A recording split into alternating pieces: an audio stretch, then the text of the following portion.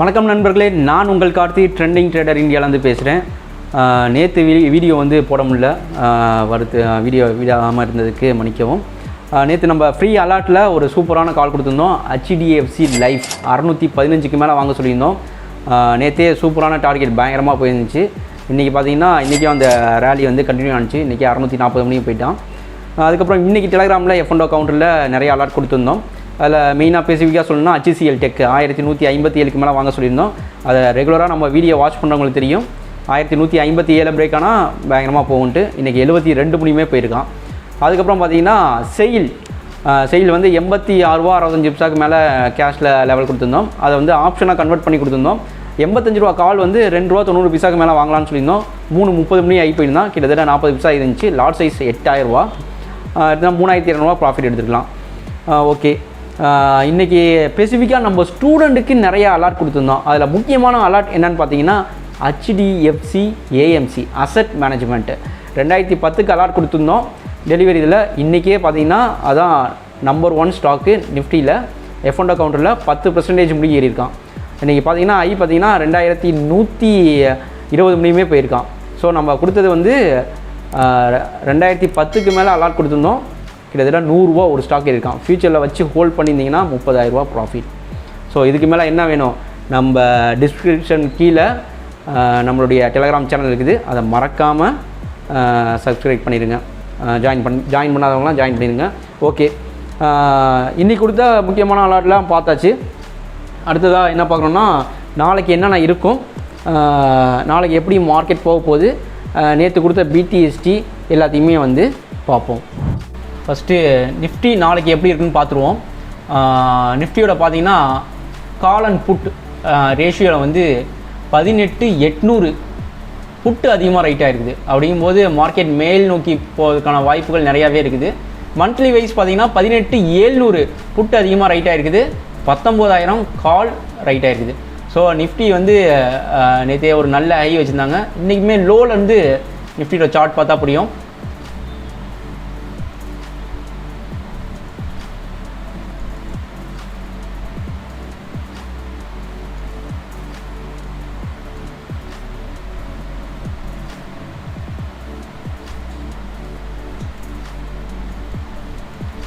நல்ல ஒரு பயங்கரமான ஓப்பனிங்லேருந்து ஒரு லோ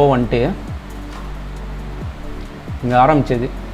லோ எவ்வளோ முடிய வந்தானா 18,660 முடிய அங்கேருந்து எத்தனை பாயிண்ட் ஆகி 18,830.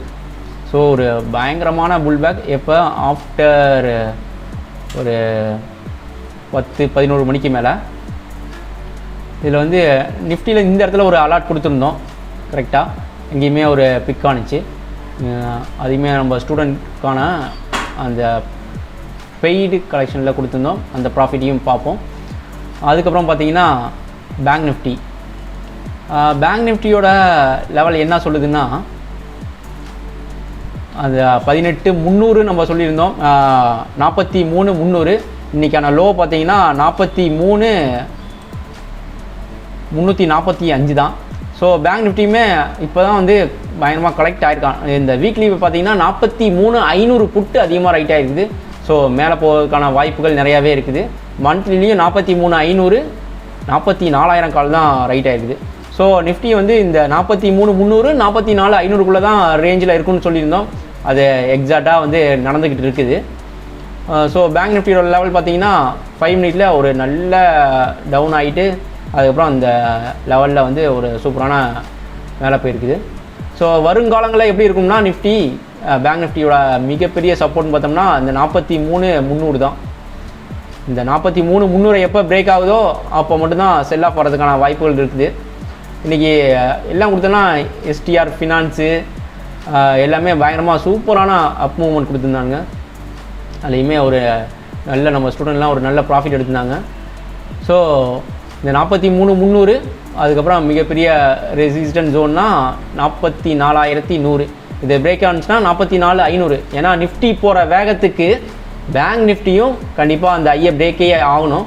இந்த 44,500 பிரேக் ஆனிச்சுன்னா ஒரு சூப்பரான அப் ட்ரெண்ட் இருக்குது. இதை நல்லா நோட் பண்ணிக்கோங்க. 44,500 அப்படிங்கிறது ஒரு இம்பார்ட்டண்டான ரெசிஸ்டன்ட் ஜோன். அந்த ஜோனை பிரேக் ஆகும்போது நம்மளுக்கு ஒரு 300-400 பாயிண்ட் கிடைக்கிறதுக்கான வாய்ப்புகள் நிறையாவே இருக்குது. அதே மாதிரி நிஃப்டி பார்த்திங்கன்னா 18,900 நேற்றோட ஐ பார்த்திங்கன்னா 18,881 முடியும் வந்திருக்கான். அதே இயர் ஐ பார்த்திங்கன்னா 87 தான். ஸோ வந்து இந்த நிஃப்டி வந்து இந்த ஜோனை வந்து பிரேக் ஆனிச்சுன்னா அது பார்த்திங்கன்னா 18,900 அப்படிங்கிற ஜோனை பிரேக் ஆகி நின்றுச்சுன்னா ஒரு 19,200 மணி போகிறதுக்கான வாய்ப்புகள் நிறையாவே இருக்குது. ஏன்னா எல்லாமே வந்து ஒரு பாசிட்டிவான நியூஸ் தான் வந்துட்டு இருக்குது. எங்கே டவுன் ஆனாலுமே திருப்பி மேலே ஏற்றிட்டு போயிடறாங்க. நேற்று மட்டும் தான் எஃப்ஐஐ செல்லில் இருந்தாங்க, இன்றைக்கி அநேகமாக வந்து எஃப்ஐஐ பைக்கு மாறி இருப்பாங்க. ஸோ எஃப்ஐயோட டேட்டாவும் பார்த்துருவோம்.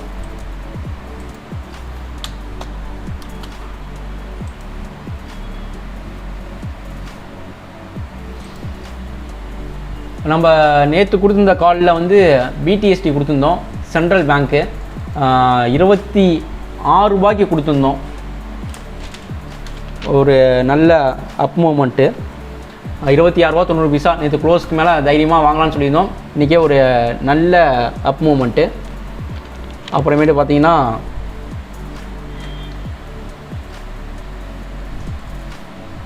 ஸ்ரீராம் ஃபினான்ஸ் நேற்று கொடுத்துருந்தோம்.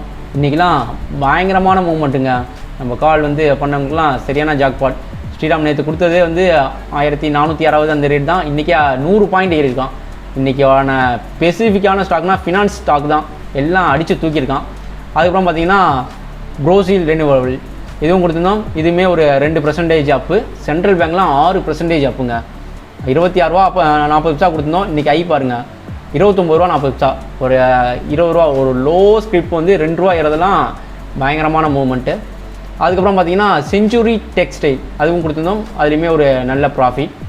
அப்புறம் லீமன் ட்ரீ ஹோட்டல் இதுவுமே நல்ல ப்ராஃபிட்.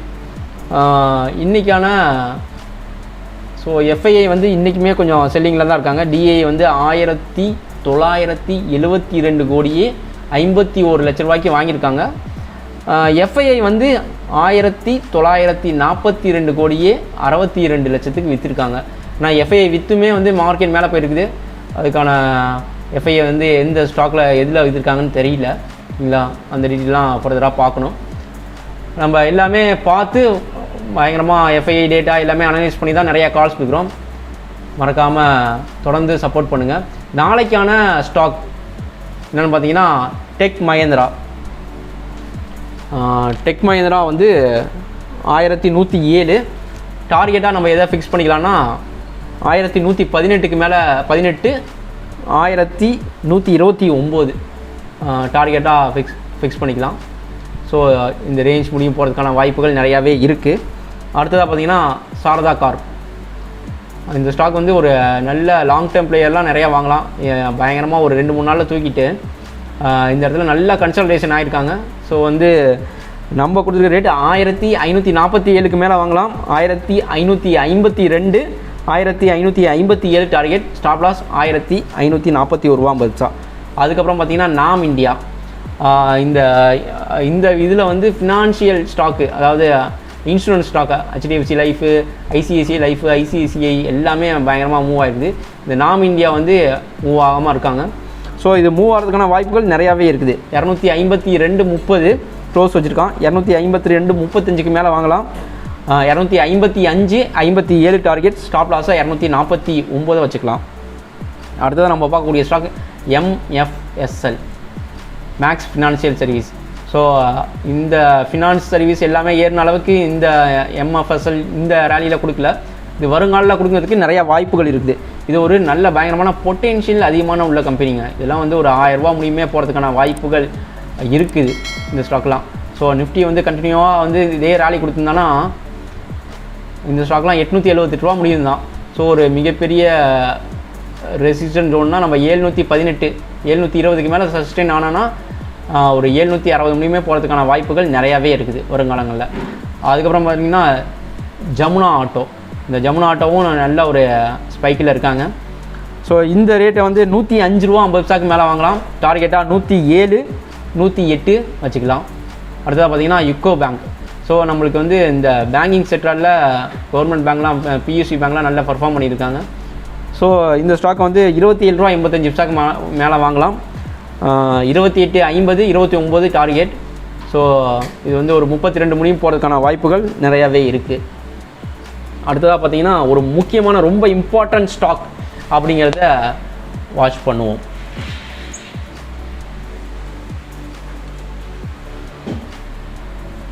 ஓகே, இந்த இதில் வந்து நம்ம தொடர்ந்து நம்ம சேனலில் வந்து வாட்ச் பண்ணுங்கள். ஒரு ரொம்ப ரொம்ப இம்பார்ட்டன்ட் லெவல் அப்படிங்கிறது பார்த்தீங்கன்னா ஐசிஐசிஐ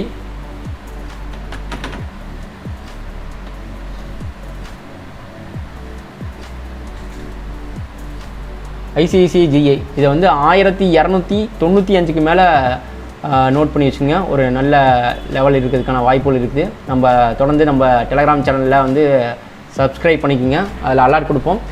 1295 பிரேக் ஆனிச்சுன்னா 1310 1320 முடியும் போகிறதுக்கான வாய்ப்புகள் நிறையாவே இருக்குது.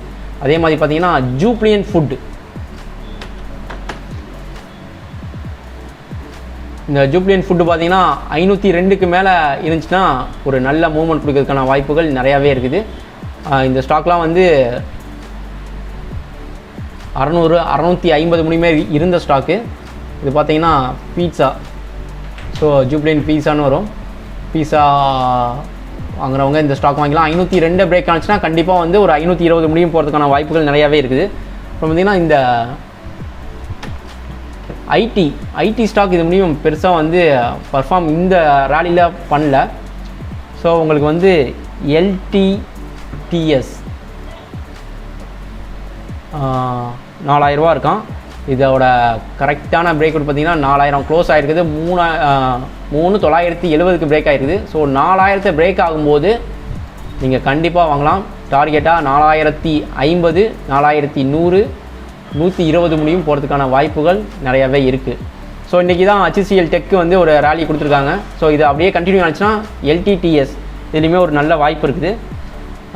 தொடர்ந்து நம்ம சேனலை சப்ஸ்கிரைப் பண்ணுங்கள். இது போல் நிறையா அலர்ட் உங்களுக்காக காத்திருக்குது. ஓகே, நன்றி, வணக்கம்.